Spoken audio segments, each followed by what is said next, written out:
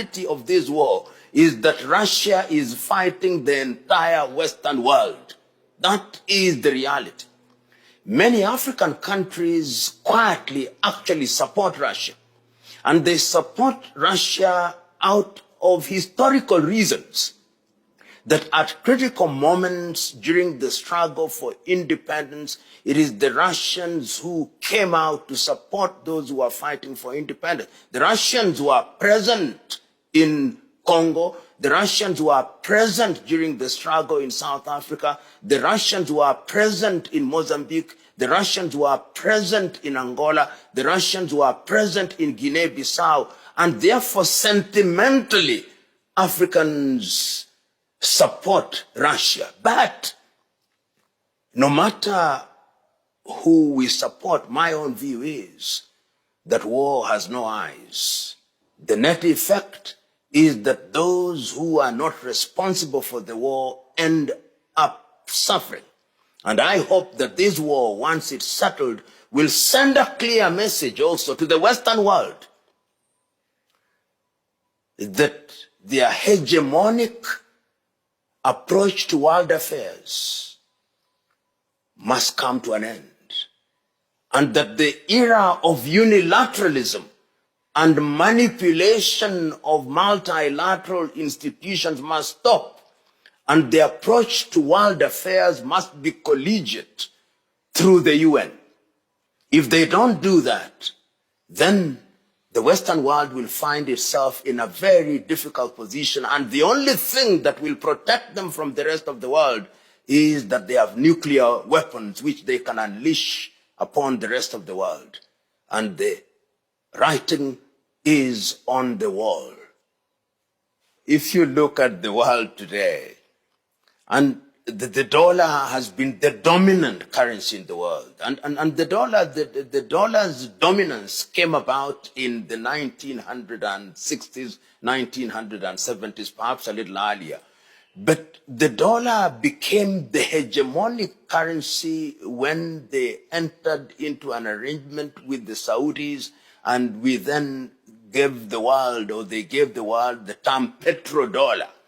So that what then started happening is that the dollar was no longer backed by any gold. The dollar became a fiat currency during the Nixonian era. Oh, I'm saying era and era at the same time. It was an era and an era at the same time. And almost all transactions in the world are terminated in the dollar.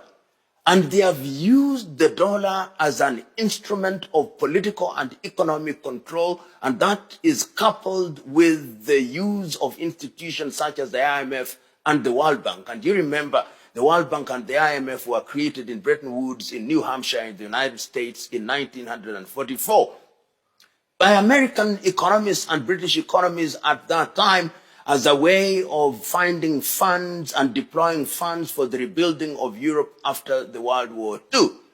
But when African countries became independent, we also found ourselves in that space.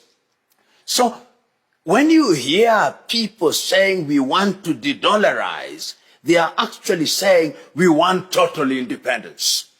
And total independence means economic emancipation. People are saying we have been manipulated for too long. We've been controlled for too long.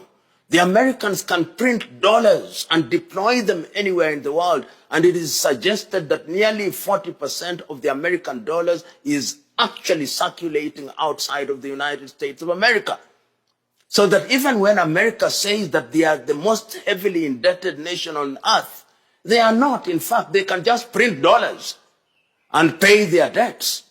So this is a cry by the world that we want change, that freedom must mean that we are capable of trading at levels which are equal, that we can run our affairs without being dictated to. As I speak to you now, if you are in Nouakchott in Mauritania and you want to send money to somebody in Abidjan in La Côte d'Ivoire, the correspondent bank will be in the United States of America or in Paris. How can that be allowed to happen? And then we talk about the sovereignty of the nation. I hear that cry, and I too am a warrior in that struggle. The warrior to de-dollarize and have a completely reconfigured architecture of the world economy. And that is why BRICS, which is now bringing together new countries that are emerging out of the domination of the United States of America, is beginning to make sense. China is in that arrangement. India is in that arrangement. Brazil is in that arrangement. Russia is in that arrangement. South Africa is in that arrangement. And let me tell you, in the next few years, you will see many countries coming into that arrangement with the sole purpose of ensuring that their economies are de-dollarized. And I want to say, part of the reason why you see our economies cannot grow as well and as robustly as they should is because they are shadow economies being controlled like marionettes from Washington, London, Paris, Brussels, and those Western countries. The conflicts that we see, particularly the Russia-Ukraine war, if not stopped, has the potential of spreading to the rest of the world. Remember that the combatants in this particular war are Western European countries and Russia. And all these countries have military bases in the continent of Africa. And if one mistake is made and it degenerates into a nuclear war, nobody will be spared. And indeed, that is the reason why the African Union and African leaders have now said we can no longer afford the luxury of sitting back. We must come into the forefront and send a peace mission. They realize, as we say in Kiswahili, if your neighbor is having a haircut, you must also take water and put it on your hair, because it is your hair that is next online.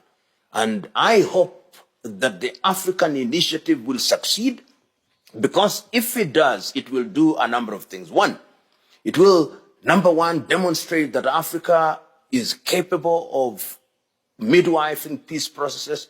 Number two, it will be a message to the Western world that they can no longer dictate to the world what the world needs to do. Number three, it will force the international community through the agency of the United Nations Organization to renegotiate the character and composition of critical institutions of the UN going forward.